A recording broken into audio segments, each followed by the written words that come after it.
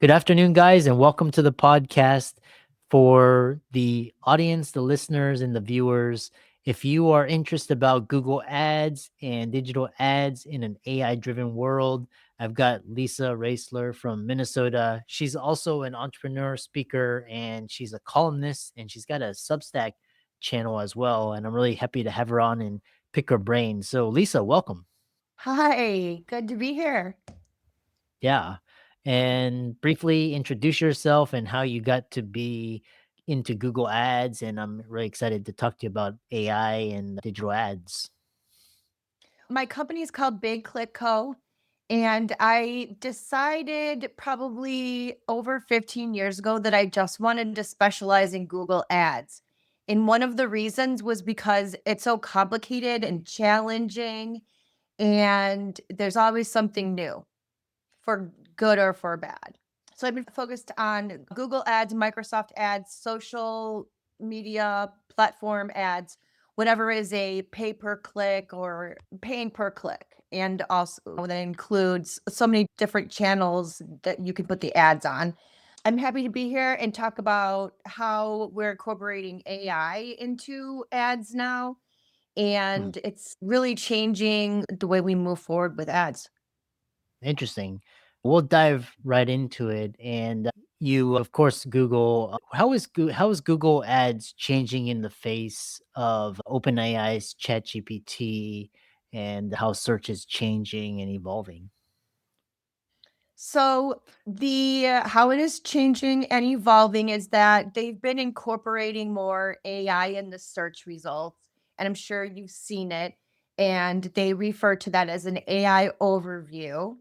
So you type in the keyword, and then you get a little paragraph that answers your question somewhat. That's involving AI. So how that is really manifesting itself is that we're seeing less clicks and more impressions for ads. And they're within the SEO world, the search engine optimization, where they're getting organic traffic and not paying for it.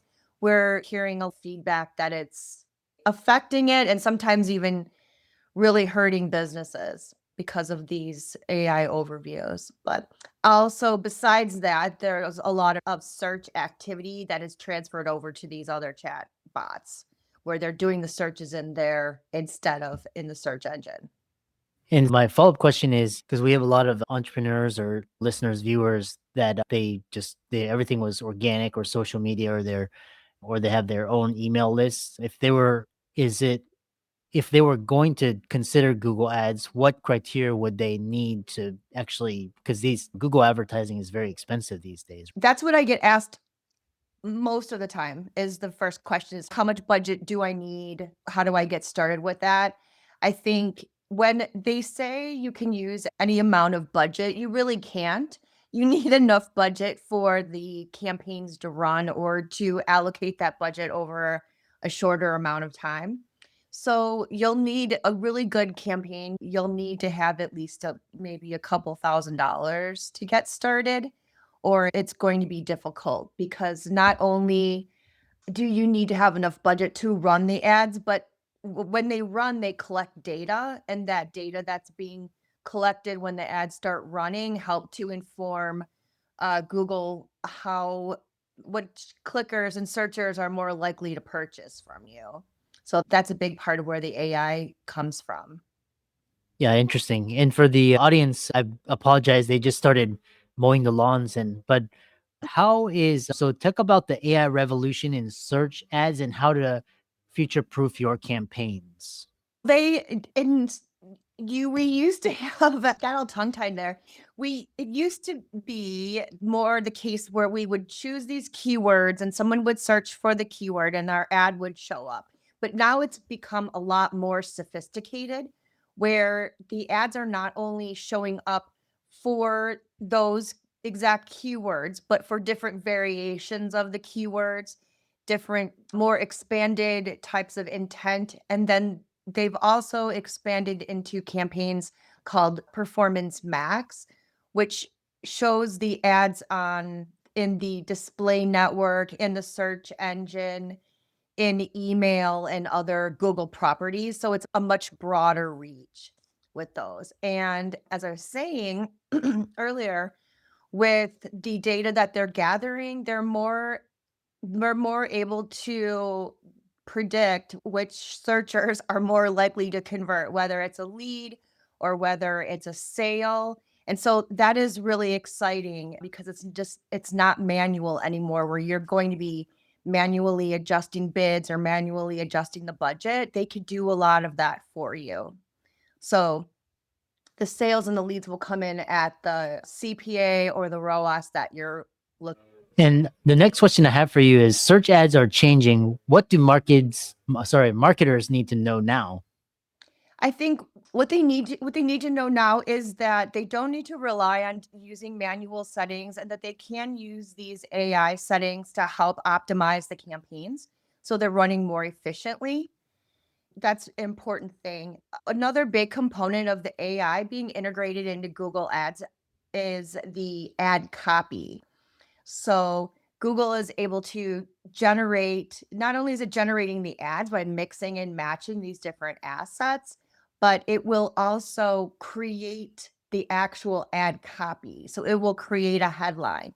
And it's taking that from the headlines and descriptions that you enter into Google Ads and also the landing page and also the keywords. So it's looking at these different advertiser signals and inputs.